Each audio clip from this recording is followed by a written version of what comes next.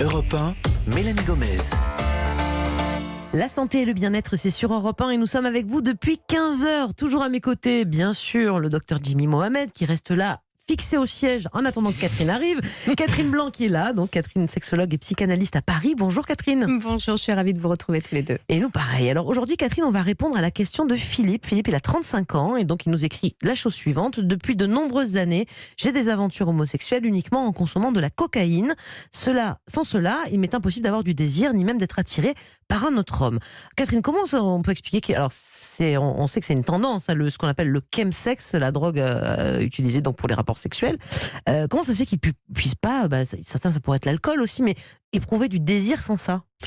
Certainement parce que le désir est jugé coupable et que donc il y a le surmoi qui est une sorte d'instance psychique qui est un juge intérieur qui arbitre de ce qui est faisable et pas faisable, qui nous permet de pas être des serial killers, qui nous permet d'être dans le respect plus ou moins fortement des lois, des règles, de l'éducation. Et bien peut-être que ce surmoi est très présent et qu'il faut quelque chose pour le faire lâcher et exprimer son désir sexuel et qui plus est son désir homosexuel.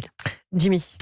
Mais du coup, est-ce que ça pose la question de son orientation sexuelle? Est-ce que ça veut dire qu'il doute de lui-même? Est-ce qu'il est vraiment homosexuel? Il y a un peu quelque chose de cet ordre-là, j'ai l'impression. Il dit sans cocaïne, je ne suis pas attiré par des hommes, mais il ne dit pas s'il est attiré par des femmes aussi.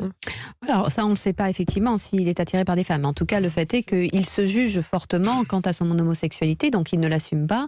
Est-ce que pour autant, peut-être a-t-il une vie hétérosexuelle par ailleurs? Et se sent-il encore plus coupable parce que justement avec une vie hétérosexuelle par ailleurs.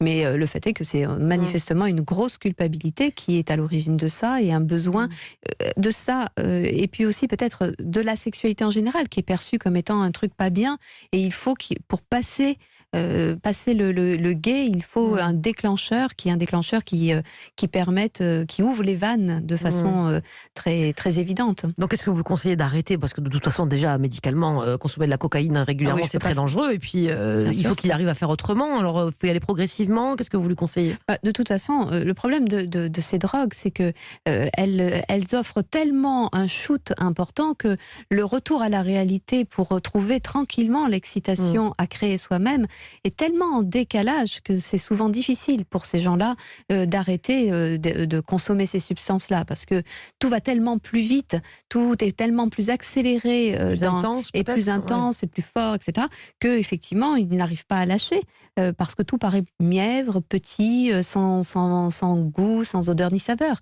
Donc je crois que d'abord c'est pas une histoire de sexualité, c'est une histoire d'addiction et que c'est d'abord cela qu'il faut régler et puis après comprendre pourquoi cette addiction est là. Est-ce qu'elle est là que pour le sujet de la sexualité, pour débrider la sexualité? Du coup, ça pose la question de pourquoi la sexualité et la homosexualité est-elle à ce point bridée?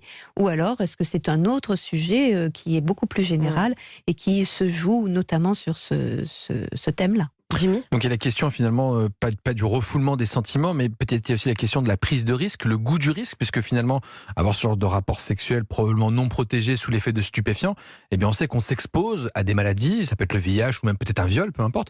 Donc est-ce qu'il n'y a pas aussi ce travail de recherche de l'excitation supplémentaire, une forme de fantasme en plus?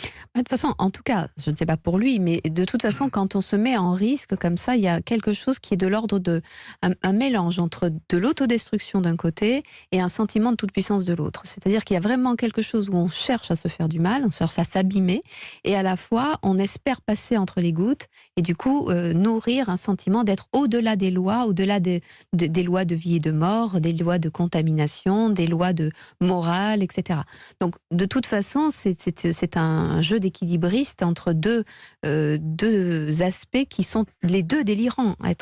Se détruire, c'est extrêmement dangereux, et se penser tout-puissant, c'est extrêmement dangereux puisque c'est une inadaptation à la réalité des relations avec les autres et au regard à poser sur soi-même. Donc d'abord régler le problème de l'addiction et après peut-être comprendre pourquoi elle est arrivée en fait. Voilà, voir si elle est en lien réel initial avec la sexualité. Est-ce que c'est simplement sur le sujet de la sexualité ou si c'est un sujet bien plus vaste dont la sexualité profite. Merci beaucoup Catherine pour tous ces conseils. On vous retrouve bien sûr lundi. Je vous souhaite à tous un très bon week-end. Prenez soin de vous.